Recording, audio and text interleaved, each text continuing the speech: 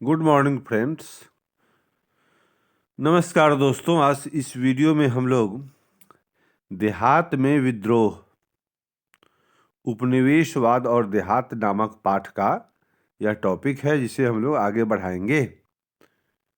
तो देहात में विद्रोह, बम्बई दक्कन। आप पढ़ चुके हैं कि औपनिवेशिक बंगाल के किसानों और जमींदारों और राजमहल की पहाड़ियों के पहाड़िया और संथाल लोगों के जीवन में किस प्रकार का परिवर्तन आ रहा था। आइए अब पश्चिम भारत और परवर्ती अवधि पर दूर दृष्टिपात करें और पता लगाएं कि बम्बई दक्कन के देहाती क्षेत्र में क्या हो रहा था। ऐसे परिवर्तनों का पता लगाने का एक तरीका है वहाँ के किसान विद्रोह पर ध्यान केंद्रित करना। ऐसे नाजुक दौर में विद्रोही अपना गुस्सा और प्रकोपोन्माद मतलब गुस्सा ही दिखलाते हैं। वे जिसे अन्याय और अपने दुख दर्द का कारण समझते हैं उनके खिलाफ आवाज बुलंद करते हैं। यदि हम उनकी नाराजगी के आधारभूत कारणों को जानने का प्रयत्न करते हैं और उनके गुस्से की परतें उघेरने लगते हैं तो हम उनके जीवन और अनुभव की झलक देख पाते हैं जो अन्यथा हमसे छिपी रहती हैं। विद्रोहों के बारे में ऐसे अभिलेख भी उपलब्ध होते हैं जिनका इतिहासकार अवलोकन कर सकते हैं। विद्रोहियों की करतूतों से उत्तेजित होकर और पुनः व्यवस्था स्थापित करने की उत्कट इच्छा से राज्य के प्राधिकारी केवल विद्रोह को ही दबाने का प्रयत्न नहीं करते बल्कि वे उसे जानने बूझने की कोशिश करते हैं और उसके कारणों की भी जांच करते हैं जिससे कि नीतियां निर्धारित की जा सकें और शांति की स्थापना हो सके। ऐसी जांच पड़ताल से साक्ष्य उत्पन्न होता है जिसके बारे में इतिहासकार शोध कर सकें। 19वीं शताब्दी के दौरान भारत के विभिन्न प्रांतों के किसानों ने साहूकारों और अनाज के व्यापारियों के विरुद्ध अनेक विद्रोह किए। ऐसा ही एक दक्कन में 1875 में हुआ। लेखा बहियां जला दी गईं। यह आंदोलन पूना, आधुनिक पुणे जिले के एक बड़े गांव सूपा में शुरू हुआ। सूपा एक विपणन केंद्र था जहां अनेक व्यापारी और साहूकार रहते थे। 12 मई 1875 को आसपास के ग्रामीण इलाकों के रैयत इकट्ठे हो गए। उन्होंने साहूकारों से उनके बही खातों और ऋणबंधों की मांग करते हुए उन पर हमला बोल दिया। उन्होंने उनके बही खाते जला दिए, अनाज की दुकानें लूट लीं और कुछ मामलों में तो साहूकारों के घरों को भी आग लगा दी। पूना से यह विद्रोह अहमदनगर में फैल गया। फिर अगले 2 महीनों में यहाँ और भी आग फैल गई और 6,500 वर्ग किलोमीटर का इलाका इसकी चपेट में आ गया। 30 से अधिक गांव इससे कुप्रभावित हुए। सब जगह विद्रोह का स्वरूप एक समान ही था। साहूकारों पर हमला किया गया, बही खाते जला दिए गए और ऋणबंध नष्ट कर दिए गए। किसानों के हमलों से घबराकर साहूकार गांव छोड़कर भाग गए। अधिकतर मामलों में वे अपनी संपत्ति और धन दौलत भी वहीं पीछे छोड़ गए। जब विद्रोह फैला तो ब्रिटिश अधिकारियों की आंखों के सामने 1815 का गदर दृश्य आ गया। 1857 का विद्रोह, 1857 का गदर का दृश्य। विद्रोही किसानों के गांवों में पुलिस थाने स्थापित किए गए। जल्दी से सेनाएं बुला ली गईं। 95 व्यक्तियों को गिरफ्तार कर लिया गया और उनमें से बहुतों को दंडित किया गया, लेकिन देहात को काबू करने में कई महीने लग गए।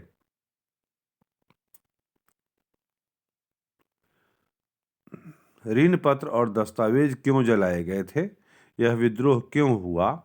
इससे हमें दक्कन के देहात के बारे में और वहां औपनिवेशिक शासन में हुए कृषि या भूमि संबंधी परिवर्तनों के बारे में क्या पता चलता है।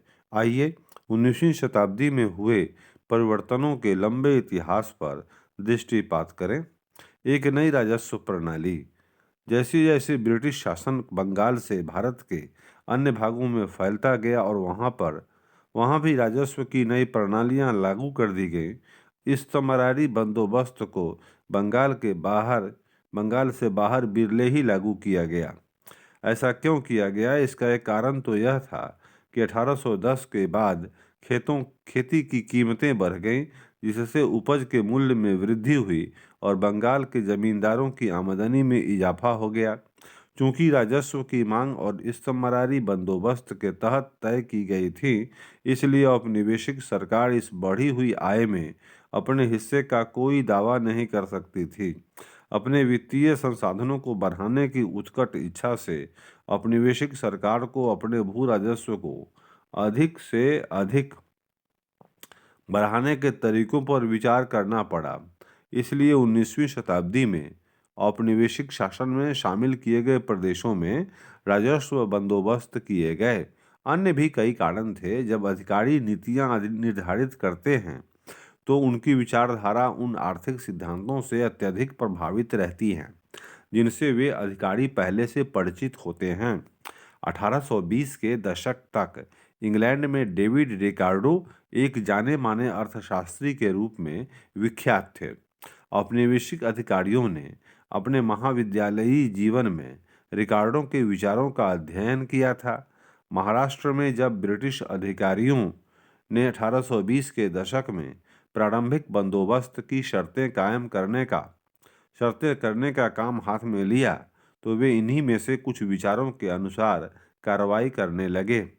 रिकार्डो के विचारों के अनुसार भूस्वामी को उस समय लागू औसत लगानों को प्राप्त करने का ही हक होना चाहिए। जब भूमि से औसत लगान से अधिक प्राप्त होने लगे तो भूस्वामी को अधिशेष आय होगी, जिस पर सरकार को कर लगाने की आवश्यकता होगी। यदि कर नहीं लगाया गया तो किसान किरायाजीवी में बदल जाएंगे और उनकी अधिशेष आय का भूमि के सुधार में उत्पादक रीति से निवेश नहीं होगा। भारत में जिन ब्रिटिश अधिकारियों ने सोचा कि बंगाल के इतिहास ने रिकार्डो के सिद्धांत की पुष्टि कर दी है, वहाँ जमींदार लोग किरायाजीवियों के रूप में बदल गए प्रतीत हुए, क्योंकि उन्होंने अपनी जमीनें पट्टे पर दे दी और किराए की आमदनी पर निर्भर रहने लगे। इसलिए ब्रिटिश अधिकारियों के विचार से अब यह आवश्यक था कि एक भिन्न राजस्व प्रणाली अपनाई जाए। जो राजस्व प्रणाली बम्बई दक्कन में लागू की गई उसे रैयतवाड़ी कहा जाता है। बंगाल में लागू की गई प्रणाली के विपरीत इस प्रणाली के अंतर्गत राजस्व की राशि सीधे रैयत के साथ तय की जाती थी। भिन्न भिन्न प्रकार की भूमि से होने वाली औसत आय का अनुमान लगा लिया जाता था। रैयत की राजस्व अदा करने की क्षमता का आकलन कर लिया जाता था और सरकार के हिस्से के रूप में उसका एक अनुपात निर्धारित कर दिया जाता था। हर 30 साल के बाद जमीनों का फिर से सर्वेक्षण किया जाता था और राजस्व की दर तदनुसार बढ़ा दी जाती थी। इसलिए राजस्व की मांग अब चिरस्थायी नहीं रही थी। राजस्व की मांग और किसान का कर्ज। बम्बई दक्कन में पहला राजस्व बंदोबस्त 1820 के दशक में किया गया। मांगा गया राजस्व इतना अधिक था कि बहुत से स्थानों पर किसान अपने गांव छोड़कर नए क्षेत्रों में चले गए। जिन इलाकों की जमीन घटिया किस्म की थी और वर्षा भी कम ज़्यादा होती थी, खास तौर पर समस्या और भी विकट थी। जब वर्षा नहीं होती थी और फसल खराब होती थी तो किसानों के लिए राजस्व अदा करना असंभव हो जाता था। फिर भी राजस्व इकट्ठा करने वाले प्रभारी कलेक्टर अपनी कार्यकुशलता को प्रदर्शित करने और अपने बड़े अधिकारियों को प्रसन्न करने के लिए अत्यंत उत्कट रहते थे। इसलिए वे अत्यंत कठोरतापूर्वक राजस्व वसूल करने का प्रयत्न करते थे। जब कोई किसान अपना राजस्व नहीं दे पाता था तो उसकी फसलें जब्त कर ली जाती थीं और समूचे गांव पर जुर्माना ठोक दिया जाता था। 1830 के दशक तक आते आते यह समस्या और भी गंभीर हो गई। सन 1832 के बाद कृषि उत्पादों की कीमतों में तेजी से गिरावट आई और लगभग डेढ़ दशक तक इस स्थिति में कोई सुधार नहीं आया। इसके परिणाम स्वरूप किसानों की आय में और भी गिरावट आई। इसी दौरान 1832-34 के वर्षों में देहाती इलाके अकाल की चपेट में आकर बर्बाद हो गए।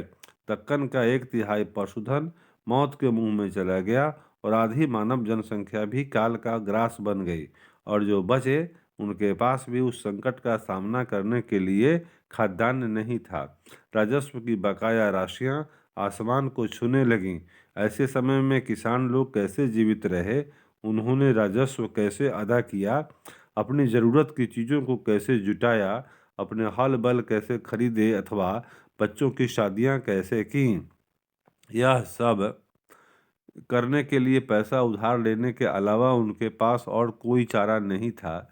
ऋणदाता से पैसा उधार लेकर ही राजस्व चुकाया जा सकता था, लेकिन यदि रैयत ने एक बार ऋण ले लिया तो उसे वापस करना उसके लिए कठिन हो गया। कर्ज बढ़ता गया, उधार की राशियां बकाया रहती गईं और ऋणदाताओं पर किसानों की निर्भरता बढ़ती गई। अब स्थिति यहाँ तक बिगड़ गई थी कि किसानों को अपनी रोज़मर्रा की ज़रूरतों को खरीदने और अपने उत्पादन के खर्च को पूरा करने के लिए भी कर्ज लेने पड़ते थे। 1840 के दशक तक अधिकारियों को भी इस बात का साक्ष्य मिलने लगा था कि सभी जगह के किसान कर्ज के बोझ के तले भयंकर रूप से दबे जा रहे थे।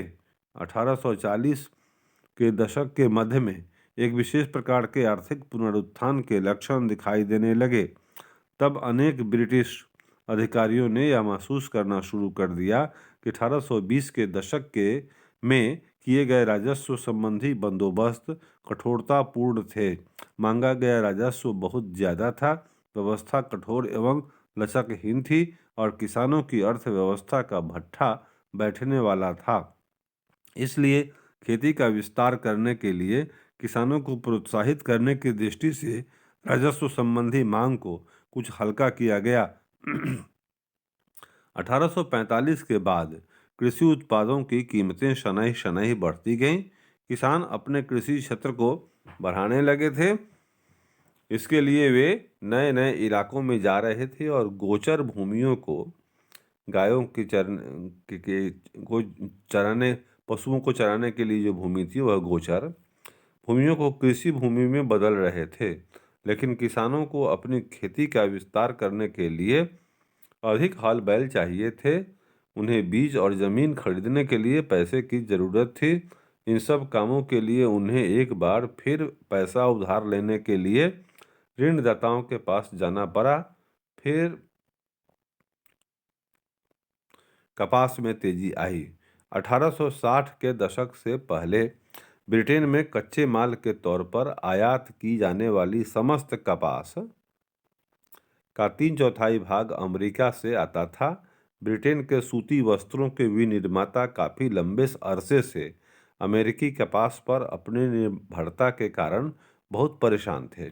अगर यह स्रोत बंद हो गया तो हमारा क्या होगा, इस प्रश्न से विचलित होकर वे बड़े उत्सुकता से कपास की आपूर्ति के वैकल्पिक स्रोत खोज रहे थे, अल्टरनेटिव सोर्स। 1857 में ब्रिटेन में कपास आपूर्ति संघ की स्थापना हुई और 1859 में मैनचेस्टर कॉटन कंपनी बनाई गई। उनका उद्देश्य दुनिया के हर भाग में कपास के उत्पादन को प्रोत्साहित करना था, जिससे कि उनकी कंपनी का विकास हो सके। भारत को एक ऐसा देश समझा गया जो अमेरिका से कपास की आपूर्ति बंद हो जाने की सूरत में लंकाशायर को कपास भेज सकेगा।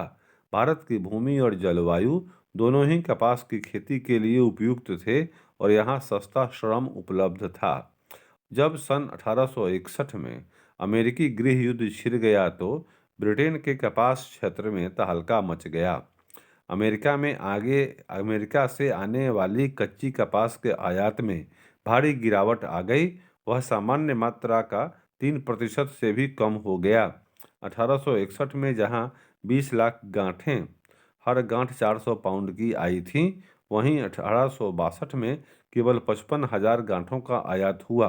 कपास की गांठें भारत तथा अन्य देशों को बड़ी व्यग्रता के साथ यह संदेश भेजा गया कि ब्रिटेन को कपास का अधिक मात्रा में निर्यात करें। बंबई में कपास के सौदागरों ने कपास की आपूर्ति का आकलन करने और कपास की खेती को अधिकाधिक प्रोत्साहन देने के लिए कपास पैदा करने वाले जिलों का दौरा किया। जब कपास की कीमतों में उछाल आया, वे बंबई के कपास निर्यातकों ने ब्रिटेन की मांग को पूरा करने के लिए अधिक से अधिक कपास खरीदने का प्रयत्न किया। इसके लिए उन्होंने शहरी साहूकारों को अधिक से अधिक अग्रिम राशियां दीं, ताकि वे भी आगे उन ग्रामीण ऋणदाताओं को, जिन्होंने उपज को उपलब्ध कराने का वचन दिया था, अधिकाधिक मात्रा में राशि उधार दे सकें। जब बाजार में तेजी आती है तो ऋण आसानी से दिया जाता है, क्योंकि ऋणदाता अपनी उधार दी गई राशियों की वसूली के बारे में अधिक आश्वस्त महसूस करते हैं। इन बातों का दक्कन के देहाती इलाकों में काफ़ी असर हुआ। दक्कन के गांवों के रैयतों को अचानक असीमित ऋण उपलब्ध होने लगे। उन्हें कपास उगाई जाने वाले प्रत्येक एकड़ के लिए 100 रुपये अग्रिम राशि दी जाने लगी। साहूकार भी दीर्घावधिक ऋण देने के लिए एकदम तैयार थे। जब अमेरिका में संकट की स्थिति बनी रही तो बंबई दक्कन में कपास का उत्पादन बढ़ता गया। 1860 से 1864 के दौरान कपास उगाने वाले एकड़ों की संख्या दोगुनी हो गई। 1862 तक स्थिति यह आई कि ब्रिटेन में जितना भी कपास का आयात होता था, उसका 90% भाग अकेले भारत से जाता था। लेकिन इन तेजी के वर्षों में सभी कपास उत्पादकों को समृद्धि प्राप्त नहीं हो सकी। कुछ धनी किसानों को तो लाभ अवश्य हुआ, लेकिन अधिकांश किसान कर्ज के बोझ से और अधिक दब गए।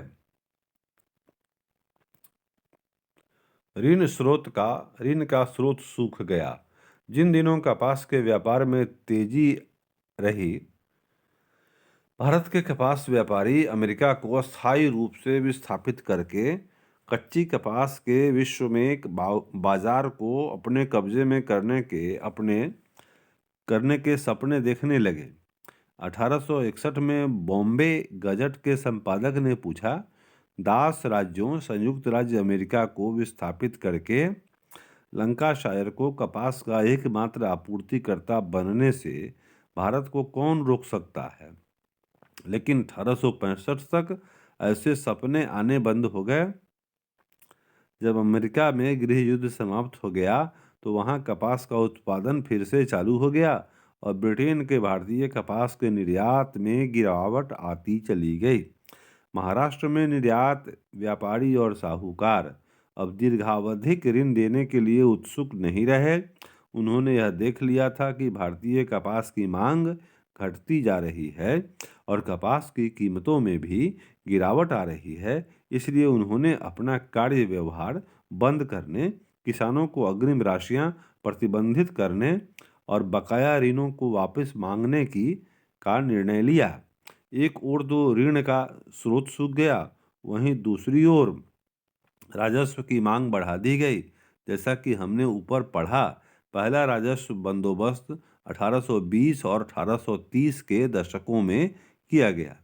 अब अगला बंदोबस्त करने का समय आ गया और इस नए बंदोबस्त से मांग को नाटकीय ढंग से 50 से 100% तक बढ़ा दिया गया।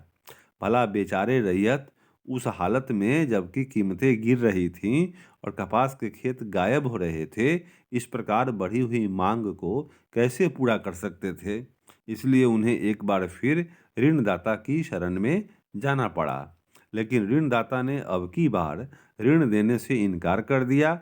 उसे अब रैयत द्वारा ऋण वापस अदा किए जाने की उसकी क्षमता में विश्वास नहीं रहा। अन्याय का अनुभव। ऋणदाता द्वारा ऋण से इनकार किए जाने पर रैयत समुदाय को बहुत गुस्सा आया। वे इस बात के लिए ही क्रुद्ध नहीं थे कि वे ऋण के गर्त में गहरे से गहरे डूबे जा रहे थे, अथवा कि वे अपने जीवन को बचाने के लिए ऋणदाता पर पूर्ण रूप से निर्भर हैं, बल्कि वे इस बात से ज़्यादा नाराज थे कि ऋणदाता वर्ग इतना संवेदनहीन हो गया है कि वह उनकी हालत पर कोई तरस नहीं खा रहा। ऋणदाता लोग देहात के प्रथागत मानकों यानी रूढ़ी रिवाजों का भी उल्लंघन कर रहे थे। पैसा उधार देने का कारोबार निश्चित रूप से औपनिवेशिक शासन से पहले भी काफ़ी फैला हुआ था और ऋणदाता अक्सर ताकतवर हस्तियां होते थे। कई प्रकार के प्रथागत मानक ऋणदाता और रैयत के पारस्परिक संबंधों पर लागू होते थे और उन्हें विनियमित करते थे। एक सामान्य मानक यह था कि ब्याज मूलधन से अधिक नहीं लिया जा सकता। इसका प्रयोजन ऋणदाता द्वारा की जाने वाली जबरन वसूली को सीमित करना और यह परिभाषित करना था कि उचित ब्याज क्या होना चाहिए। औपनिवेशिक शासन में इस नियम की धज्जियां उड़ा दी गईं। दक्कन दंगा आयोग द्वारा छानबीन किए गए मामलों में से एक मामले में ऋणदाता ने 100 रुपये के मूलधन पर 2000 रुपये से भी अधिक ब्याज लगा रखा था। अनेकानेक याचिकाओं में रैयत लोगों ने इस प्रकार की जबरन वसूलियों और प्रथाओं के उल्लंघन से संबंधित अन्याय के विरुद्ध शिकायत की थी। रैयत ऋणदाता को कुटिल और धोखेबाज समझने लगे थे। वे ऋणदाताओं के द्वारा खातों में धोखाधड़ी करने और कानून को धता बताने की शिकायतें करते थे। 1859 में अंग्रेजों ने एक परिसीमन कानून पारित किया जिसमें यह कहा गया कि ऋणदाता और रैयत के बीच हस्ताक्षरित ऋण पत्र केवल 3 वर्षों के लिए ही मान्य होंगे। इस कानून का उद्देश्य बहुत समय तक ब्याज को संचित होने से रोकना था, किंतु ऋणदाता ने इस कानून को घुमाकर अपने पक्ष में कर लिया और रैयत से हर तीसरे साल एक नया बंध पत्र भरवाने लगा। जब कोई नया बॉन्ड हस्ताक्षरित होता तो न चुकाई गई शेष राशि अर्थात मूलधन और उस पर उत्पन्न तथा इकट्ठा हुए संपूर्ण ब्याज को मूलधन के रूप में दर्ज किया जाता और उस पर नए सिरे से ब्याज लगने लगता। दक्कन दंगा आयोग को प्राप्त हुई याचिकाओं में रैयत लोगों ने यह बतलाया कि यह प्रक्रिया कैसे काम कर रही थी और किस प्रकार ऋणदाता लोग रैयत को ठगने के लिए तरह तरह के हथकंडे अपनाते थे। जब ऋण चुकाए जाते तो वे रैयत को उसकी रसीद देने से इनकार कर देते, बंध पत्रों में जाली आंकड़े भर लेते थे, किसानों की फसल नीची कीमतों पर ले लेते थे और आखिरकार किसानों की धन संपत्ति पर ही कब्जा कर लेते थे। तरह तरह के दस्तावेज और बंध पत्र इस नई अत्याचारपूर्ण प्रणाली के प्रतीक बन गए। पहले ऐसे दस्तावेज बहुत ही कम हुआ करते थे, किंतु ब्रिटिश अधिकारी अनौपचारिक समझौते के आधार पर पुराने ढंग से किए गए लेन देन को संदेह की दृष्टि से देखते थे। उनके विचार से लेन देन की शर्तें संविदाओं, दस्तावेजों और बंध पत्रों में साफ साफ, सुस्पष्ट और सुनिश्चित शब्दों में कही जानी चाहिए और वे विधि सम्मत होनी चाहिए। जब तक कि कोई दस्तावेज या संविदा कानून की दृष्टि से प्रवर्तनीय नहीं होगा तब तक उसका कोई मूल्य नहीं होगा। समय के साथ किसान यह समझने लगे कि उनके जीवन में जो भी दुख तकलीफ है वह सब बंध पत्रों और दस्तावेजों की इस नई व्यवस्था के कारण ही है। उनसे दस्तावेजों पर हस्ताक्षर करवा लिए जाते थे और अंगूठे के निशान लगवा लिए जाते थे, पर उन्हें यह पता नहीं चलता कि वास्तव में वे किस पर हस्ताक्षर कर रहे हैं या अंगूठे के निशान लगा रहे हैं। उन्हें उन खंडों के बारे में कुछ भी पता नहीं होता जो ऋणदाता बंध पत्रों में लिख देते थे। वे तो हर लिखे हुए शब्द से डरने लगे थे, मगर वे लाचार थे क्योंकि जीवित रहने के लिए उन्हें ऋण चाहिए थे और ऋणदाता कानूनी दस्तावेजों के बिना ऋण देने को तैयार नहीं थे। दक्कन दंगा आयोग जब विद्रोह दक्कन में फैला तो प्रारंभ में बंबई की सरकार उसे गंभीरतापूर्वक लेने को तैयार नहीं थी, लेकिन भारत सरकार ने, जो कि 1857 की याद से चिंतित थी, बम्बई की सरकार पर दबाव डाला कि वह दंगों के कारणों की छानबीन करने के लिए एक जांच आयोग बैठाए। आयोग ने एक रिपोर्ट तैयार की जो 1878 में ब्रिटिश पार्लियामेंट में पेश की गई। यह रिपोर्ट, जिसे दक्कन दंगा रिपोर्ट कहा जाता है, इतिहासकारों को उन दंगों का अध्ययन करने के लिए आधार सामग्री उपलब्ध कराती है। आयोग ने दंगा पीड़ित जिलों में जांच पड़ताल कराई, रैयत वर्गों, साहूकारों और चश्मदीद गवाहों के बयान लिए, भिन्न भिन्न क्षेत्रों में राजस्व की दरों, कीमतों और ब्याज के बारे में आंकड़े इकट्ठे किए और जिला कलेक्टरों द्वारा भेजी गई रिपोर्ट का संकलन किया। ऐसे स्रोतों पर दृष्टिपात करते समय हमें यह फिर याद रखना होगा कि वे सरकारी स्रोत हैं और वे घटनाओं के बारे में सरकारी सरोकार और अर्थ प्रतिबिंबित करते हैं। उदाहरण के लिए, दक्कन दंगा आयोग से विशिष्ट रूप से यह जांच करने के लिए कहा गया था कि क्या सरकारी राजस्व की मांग पर का स्तर विद्रोह का कारण था, और संपूर्ण साक्ष्य प्रस्तुत करने के बाद आयोग ने यह सूचित किया कि सरकारी मांग किसानों के गुस्से की वजह नहीं थी। इसमें सारा दोष ऋणदाताओं या साहूकारों का ही था। इससे यह बात स्पष्ट होती है कि औपनिवेशिक सरकार यह मानने को कदापि तैयार नहीं थी कि जनता में असंतोष था या रोष कभी सरकारी कार्रवाई के कारण उत्पन्न हुआ था। इस प्रकार सरकारी रिपोर्ट इतिहास के पुनर्निर्माण के लिए बहुमूल्य स्रोत सिद्ध होती है, लेकिन उन्हें हमेशा सावधानीपूर्वक पढ़ा जाना चाहिए और समाचार पत्रों और गैर सरकारी वृत्तांतों, वैधिक अभिलेखों और यथासंभव मौखिक स्रोतों से संकलित साक्ष्य के साथ उनका मिलान करके उनकी विश्वसनीयता की जांच की जानी चाहिए। तो ये आपको अब काल रेखा है, टाइमलाइन एक बार रिवीजन के लिए। तो 1765 इंग्लिश ईस्ट इंडिया कंपनी ने बंगाल की दीवानी प्राप्त की। 1773 में ईस्ट इंडिया कंपनी के क्रियाकलापों को विनियमित करने के लिए ब्रिटिश पार्लियामेंट द्वारा रेगुलेटिंग एक्ट पारित किया गया। 1793 में बंगाल में इस्तमारारी बंदोबस्त की व्यवस्था हुई। 1800 का दशक, संथाल लोग राजमहल की पहाड़ियों में आने लगे और वहां बसने लगे। 1818 बम्बई दक्कन में पहला राजस्व बंदोबस्त हुआ। 1820 का दशक, कृषि कीमतें गिरने लगीं। 1840 से 50 बम्बई दक्कन में कृषि विस्तार की धीमी प्रक्रिया रही। 1855 से 56 संथालों की बगावत हो गई। 1861 में कपास में तेजी का आरंभ हुआ। 1875 में दक्कन के गांवों में रैयतों ने बगावत की। तो my dear friend, thank you for viewing, have a nice day.